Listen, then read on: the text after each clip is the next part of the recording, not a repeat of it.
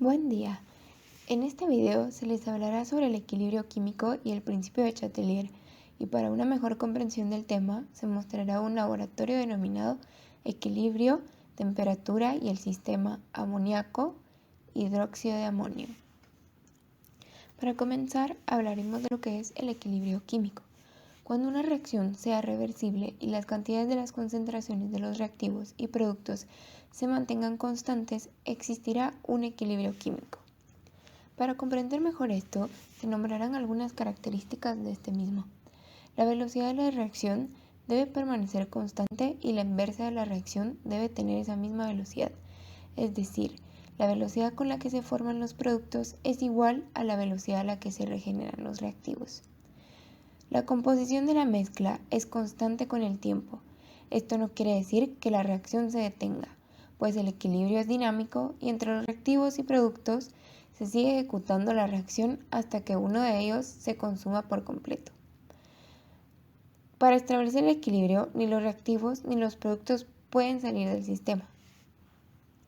Como siguiente ejemplo, se puede ver una reacción química en equilibrio. Existen factores que influyen en el equilibrio, pero para entenderlos del todo hablaremos un poco del principio de Chatelier, creado por Henri-Louis Le Chatelier, famoso químico francés, en 1884, y este indica que si un sistema en equilibrio se perturba mediante un cambio de temperatura, presión o concentración de uno de los componentes, el sistema desplazará su posición de equilibrio de manera que se contrarrestre el efecto de la perturbación. Esto quiere decir que cualquier efecto que se realice en una reacción, ésta siempre buscará la forma de hacer lo contrario para llegar al equilibrio. Hablando de la concentración, el principio del Chatelier indica: si una sustancia se agrega a un sistema en equilibrio, el sistema reacciona para consumir parte de la sustancia. Si una sustancia se elimina de un sistema, este reacciona para producir más cantidad de dicha sustancia. Enfocándonos en la presión, Chatelier dice: a temperatura constante, la reducción del volumen de una mezcla en equilibrio gaseoso causa que el sistema se desplace en la dirección que reduce el número de moles del gas. Y si hablamos de la temperatura, Chatelier dice: si se aumenta la temperatura de un sistema en equilibrio, el sistema reacciona como si se hubiera agregado un reactivo a una reacción endotérmica o un producto a una reacción exotérmica. El equilibrio se traslada hacia la dirección que consume el exceso del reactivo, a conocer el calor. Y ahora que se entendió el principio de Le Chatelier, nos enfocaremos un poco más en esos factores que influyen en el equilibrio. Enfocándonos en la concentración, al aumentar la concentración de las sustancias que reaccionan, se aumentan los choques entre sus moléculas, llevando a acelerar el proceso. Usando como ejemplo la reacción de equilibrio que se ve en pantalla, el equilibrio actuará de la siguiente forma. Si se aumenta A o B, el equilibrio se desplazará a la derecha. Si se aumentan C o D, se desplaza a la izquierda. Si se disminuye A o B, se desplaza a la izquierda. Si se disminuye C o D, se desplaza a la derecha. Si hablamos del factor que influye presión, este afecta a los sistemas en equilibrio en los que existe desigualdad de números de moles en estado gaseoso de reactivos y productos. La presión es directamente proporcional al número de moles siempre y cuando el volumen y la temperatura se mantengan constantes. El desplazamiento de este se describe de la siguiente forma: si aumenta la presión o disminuye el volumen de un sistema gaseoso en equilibrio, el sistema se desplaza hacia donde hay menor número de moles. Si disminuye la presión o aumenta el volumen de un sistema gaseoso en equilibrio, el sistema se desplaza hacia donde hay mayor número de moles. Los factores descritos claramente tienen efectos. Enfocándonos en la temperatura, describimos las siguientes características. Todas las constantes de equilibrio cambian de valor al cambiar la temperatura. La variación de equilibrio causada por un cambio de temperatura dependerá de si la reacción tal como está escrita es exotérmica o endotérmica. Las reacciones exotérmicas. Si es exotérmica, el calor será uno de los productos. Por lo tanto, al aumentar la temperatura, el equilibrio se desplazará a la izquierda.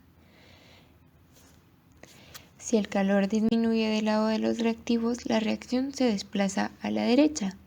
Y si el calor aumenta del lado de los productos, la reacción se desplazará a la izquierda.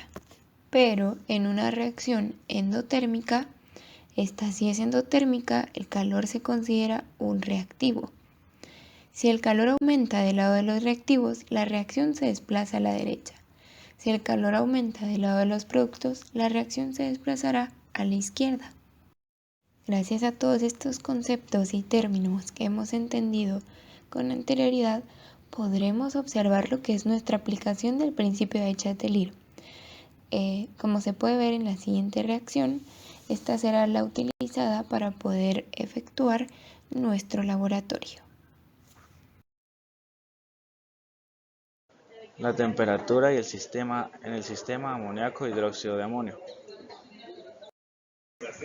Los materiales que se usaron para esta práctica fueron tubo de ensayo, beaker, probeta, pinzas para tubo de ensayo, indicador de fenolftaleína, amoníaco concentrado, agua destilada, un mechero de Bunsen y un embudo.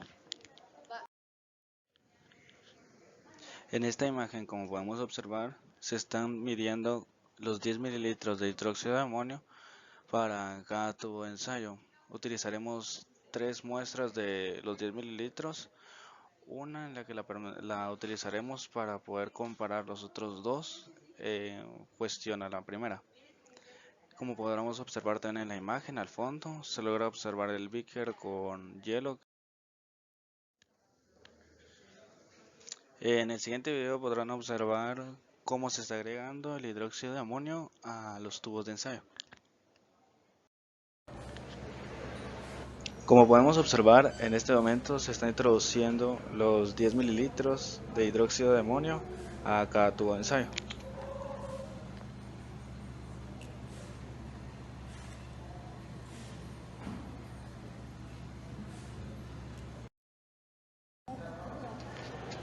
Luego de tener los 3 tubos de ensayo con los mililitros de hidróxido de amonio, procedemos a introducirle 3 gotas de fenolftaleína a cada uno. Esto lo que hace es poder indicarnos el tipo de pH que tiene nuestra solución respecto a un color. Se va a tornar rosado o incoloro.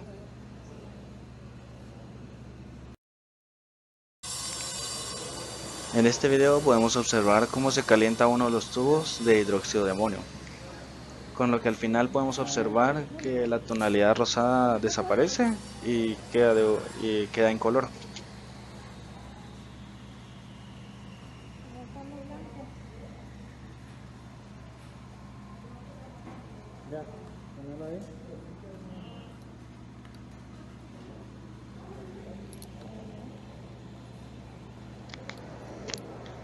Y con el segundo tubo de hidróxido de amonio se procede a introducirlo en el beaker que ya teníamos con anterioridad con hielo. Esto lo que hace es bajarle la temperatura al tubo de ensayo, haciendo que el sistema que estaba en equilibrio forme un nuevo equilibrio a esta temperatura.